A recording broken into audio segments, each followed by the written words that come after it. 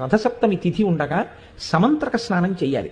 మంత్రం లేని స్నానం మీరు చేశారనుకోండి, అది కాకి స్నానం అని పిలుస్తారు.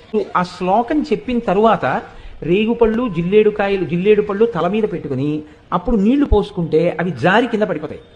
అలా పడిపోయాయి అనుకోండి, 7 జన్మల క్రితం చేసినటువంటి పాపాలని ఆ స్నానంతో తీసేస్తారు. అది ఎప్పుడు ఉంటుంది అంటే ఒక్క రథసప్తమి నాడు మాత్రమే ఇస్తారు.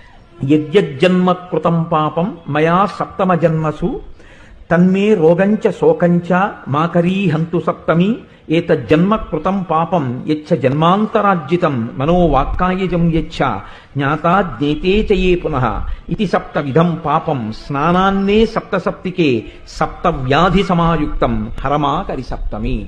7 జన్మలలో 7 రకాలుగా చేసినటువంటి పాపముల వలన నేను పొందబోతున్నటువంటి 7 రకములైన భయంకర వ్యాధులు ఏవున్నాయో వాటితో సహా ఓ సప్తమి, నేను ఈ రోజు ఉదయం చేస్తున్నటువంటి ఈ స్నానము చేత ఆ దురితము తొలగుగాక అని సంకల్పం చేసి ఎవరు స్నానం చేస్తారో వారికి ఆ పాపాన్ని తొలగిస్తారు. కాబట్టి ఇప్పుడు నేను చదివిన శ్లోకాన్ని రేపు మీ అందరూ చదువుకుని చక్కగా స్నానము చేయుదురుగాక.